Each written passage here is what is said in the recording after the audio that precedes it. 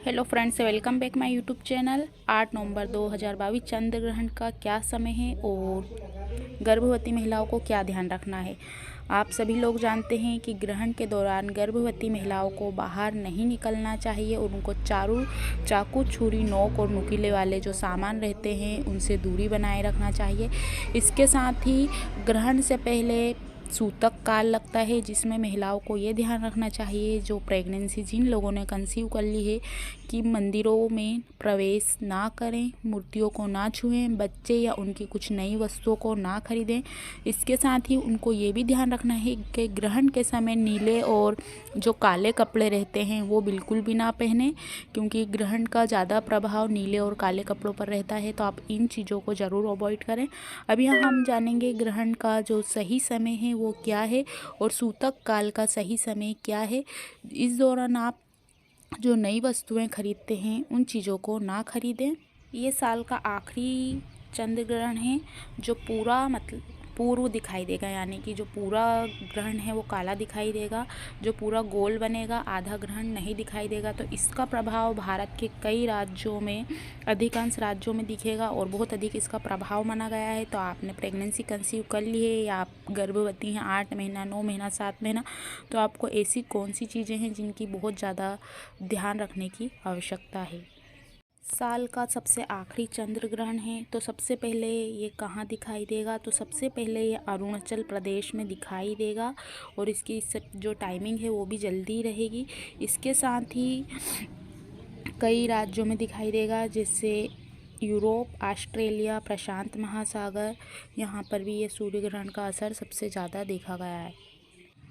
ग्रहण का समय 10:32 से रहेगा, जो भारत में नहीं दिखाई देगा। 5:32 से 7:27 पर जो है ग्रहण समाप्त होगा, यानी 5:32 से ग्रहण लगेगा, जो भारत में रहेगा। सूतक का समय है 9:21 से सूतक लग चुका है, जो 6:18 पर ख़त्म होगा। इस समय आप अपने इष्ट देव की प्रार्थना करें, शिव जी के मंत्रों का जाप करें। आप जो भी धर्म से बिलोंग करते हैं उन भगवान को याद करें।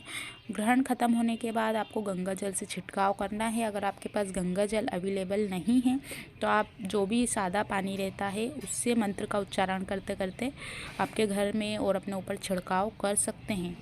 ग्रहण के दुष्प्रभाव से बचने के लिए, अगर आप प्रेगनेंसी कंसीव की है, आपने प्रेग्नेंट हैं, तो आप काली जो गोप आती है जनरल स्टोर्स पर मिल जाएगी, आपके हाथ में ज़रूर बांधिए। इससे आप बुरे प्रभाव से, नकारात्मक ऊर्जा से बचे रहेंगे। नेक्स्ट है पूजा वाला नारियल। तो आप पूजा वाला नारियल रखिए अपने साथ। ये ऐसा होता है कि नकारात्मक ऊर्जा रहती है, जो प्रभाव रहता है, जो इफ़ेक्ट पड़ता है नेगेटिव एनर्जी का, वो उतर जाता है और बाद में आप इसे बहते हुए जल में छोड़ दें। नेक्स्ट है गेरू। गेरू आपको 2 कलर में मिलेगा, रेड वाला मिल सकता है या एक इससे जो डार्क कलर आता है जिसे ब्राउन बोल सकते हैं, उस कलर में मिलेगा। तो आप जो आपकी नाभि के आसपास गेरू का पतला पेस्ट बनाकर ज़रूर लगाइए। बाद में आप जब ग्रहण ख़त्म होने के बाद नहाते हैं तो इसको निकाल दीजिए। इससे जो बुरा प्रभाव हुआ होगा वो आप पर और आपके बेबी पर नहीं पड़ेगा। इसके साथ ही आपको ध्यान रखना है कि ग्रहण के समय आपको बिल्कुल भी नहीं सोना है। आप ज़्यादा से ज़्यादा हो सके आराम कर सकते हैं, लेट सकते हैं, लेकिन अपनी आंखें बंद करके आप सो नहीं सकते हैं।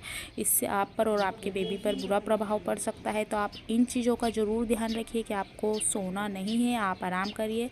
आप वॉक कर सकते हैं, घर में पॉजिटिव रहिए, अपने लोगों से बात करते रहिए, जिससे आपका ध्यान ग्रहण की तरफ नहीं जाएगा, नॉर्मली रहेगा। आप ये ध्यान रखिए कि ज़्यादा से ज़्यादा आपको बाहर नहीं जाना है और नुकीली चीज़ों को नहीं छूना है। अब इसके साथ ही आप और क्या कर सकते हैं, ग्रहण के समय खाना खाने की मनाही रहती है, तो आप खाना नहीं खाइए। अगर आप पानी पीते हैं तो जो तुलसी के पत्ते रहते हैं आप उनको पानी में डालकर पी सकते हैं। आपको ये ध्यान रखना है कि तुलसी के पत्तों को दांतों से ना चबाएं, क्योंकि तुलसी के पत्ते में पारे की मात्रा बहुत अधिक मात्रा में पाई जाती है, जो दांतों को नुकसान पहुंचा सकती है, दांतों को हिला सकती है। तो आप इन चीज़ों को भी ध्यान में रखिए। अगर आप मंत्रों का उच्चारण नहीं कर सकते हैं, आपको नहीं आते हैं या जाप नहीं कर सकते हैं, तो आप आपके मोबाइल से या टीवी में जो भजन रहते हैं, मंत्र रहते हैं, उनको लगाकर सुन सकते हैं। ग्रहण के समय आपको ज़्यादा से ज़्यादा प्रार्थना करनी चाहिए। इस समय जो प्रार्थना रहती है वो स्वीकार होती है। ग्रहण के बाद अब यहाँ हम जानेंगे कि आपको किन चीज़ों का दान करना चाहिए। अगर आपके ऊपर ग्रहण के बुरे इफ़ेक्ट, नकारात्मक इफ़ेक्ट पड़े होंगे तो वो जल्दी ही उतर जाएं। अगर आप इस दौरान कुछ भी खाते हैं या पीते हैं तो तुलसी के पत्तों का सेवन ज़रूर करिए। जहाँ तक हो सके इस समय आप खाना ना बनाइए और भरपूर पेट मात्रा में बिल्कुल भी खाना नहीं खाइए। आपको इन चीज़ों का ध्यान ज़रूर रखना है।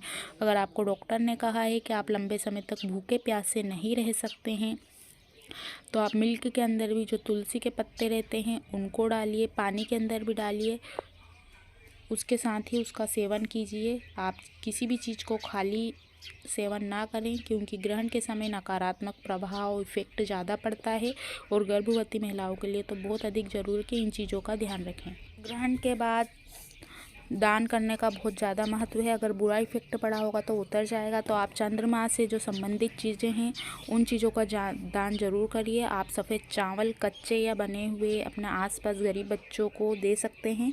दान करने का सही समय है 7:30 से लेकर 9 बजे तक दान जरूर करिए। इससे जो ग्रहण का बुरा इफेक्ट पड़ा होगा वो उतर जाएगा। नेक्स्ट है सफ़ेद चीनी, ये भी चंद्रमा से संबंधित है, तो आप शक्कर का दान जरूर करिए। इसके साथ ही आप मिल्क दे सकते हैं दान करने में। ये याद रखिए आपको ये ध्यान देना है कि आपसे जितना भी बने उतना ही दीजिए, ज़रूरी नहीं कि आप बहुत अधिक दें। इसके साथ ही आप नारियल भी दान कर सकते हैं। सो फ्रेंड, आज की वीडियो में बस इतना ही। वीडियो को लाइक ज़रूर कीजिए। चैनल पर पहली बार आए चैनल को सब्सक्राइब कीजिए और बेल आइकन को प्रेस करना ना भूलें। Thank you watching for this video.